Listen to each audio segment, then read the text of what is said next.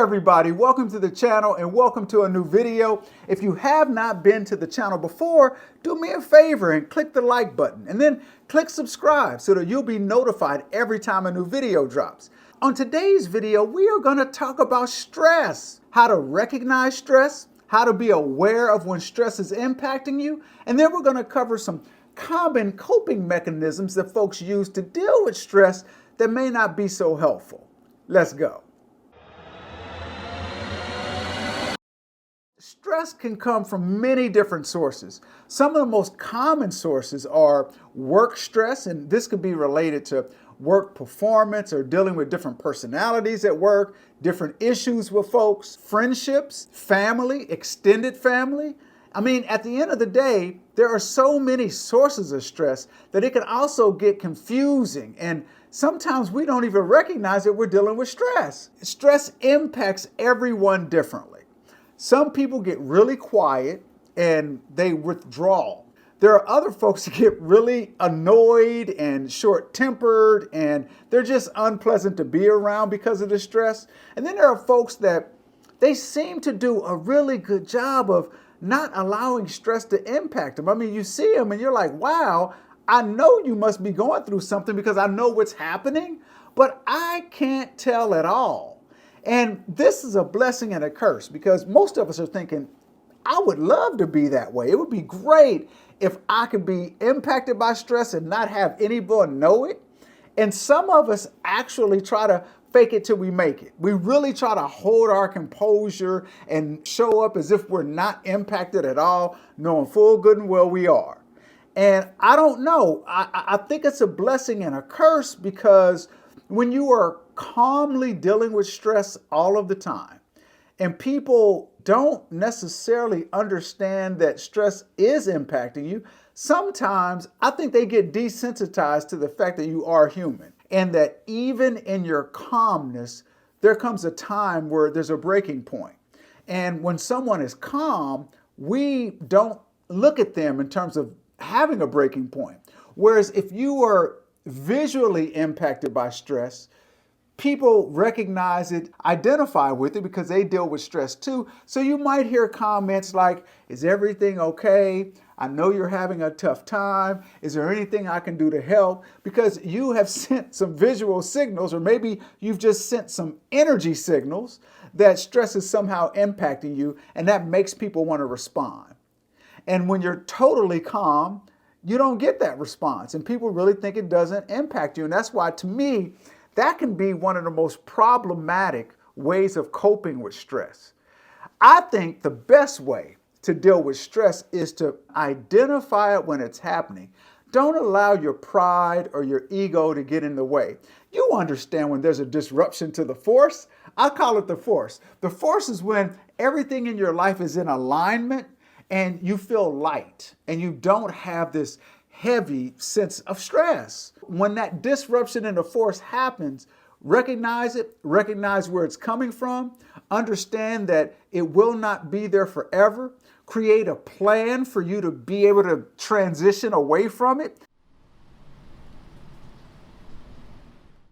If it is caused by an individual, this can be the trickiest because you've got to figure out a way to protect yourself. And depending on your relationship with the individual, you'll either have to distance yourself or create a plan where you're coexisting with the person, but you're not allowing them to penetrate your wholeness or penetrate the force.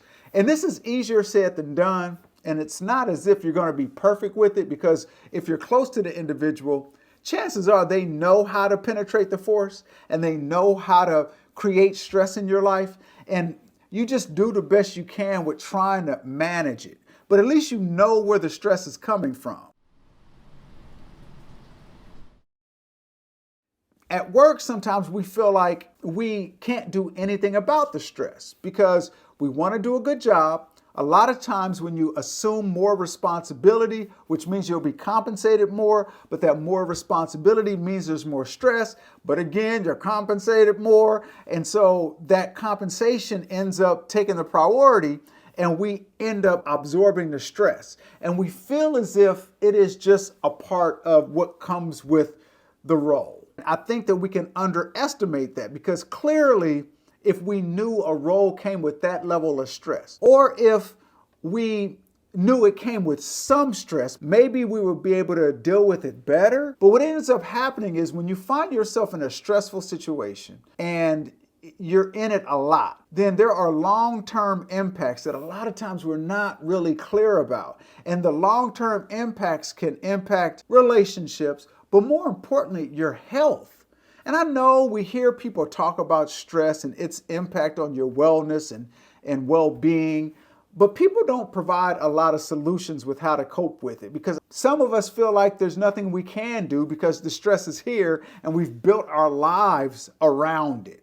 And so we feel like managing stress is something that isn't that important. There are some of us that manage stress through exercise. And for those people, I admire them because as committed as I am to exercise, as disciplined as I am with exercise, when I'm feeling real stress, the last thing I want to do is exercise. And that is weird because I enjoy it so much. And that might be a part of it. Something that you really enjoy, once you start feeling stress, you find that you're not doing it as much.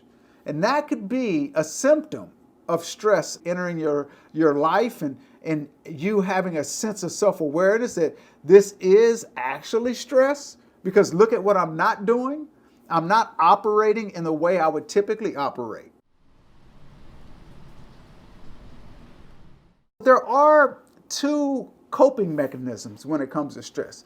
And these coping mechanisms seem like social norms. So a lot of times we don't necessarily connect stress to these behaviors, but hopefully after this video you will. One of the most common ways to deal with stress is through food. If you find that you generally are pretty good with your diet and pretty mindful of what you're eating, and now you're finding yourself eating cookies and ice cream, and I'm not saying a cookie or a bowl of ice cream, but you know what I mean. You're eating a half dozen of them. You're eating things that you typically would not eat. Over the course of a week or 2 weeks, you found that your eating habits have changed a lot. And it's not just the sweets. It could be the volume of food.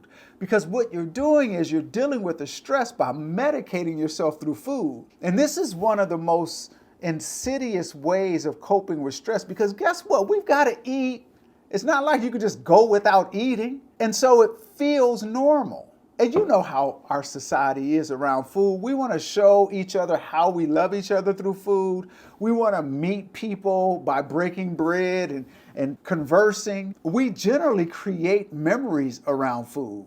So as important as food is, when we're using it to cope with stress, it's tricky. So pay attention to that because if your eating habits change, if suddenly you're curled up in the bed and eating some sort of dessert or eating enough food for 2 people, you might be dealing with stress. The second common way that we cope with stress is through alcohol or drugs. Alcohol is a drug, but in our society, we don't see it that way. A lot of times, folks are dealing with stress through drinking wine. I can't tell you how many times you'll see on a show someone who is acting and that character is going through a lot of stress. And what do they say? Oh, I've got to have a drink. As if somehow medicating yourself through alcohol is okay, when that's very dangerous because you're setting up another addiction.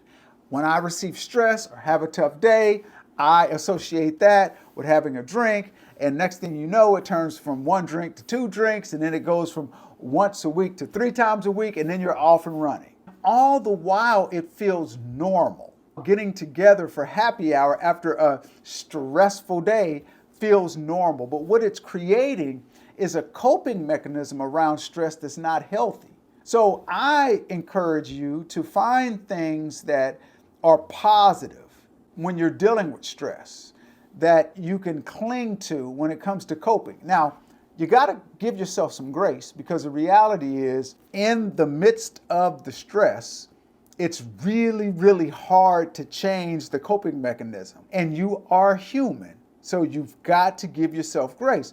But it doesn't last forever, that level of stress.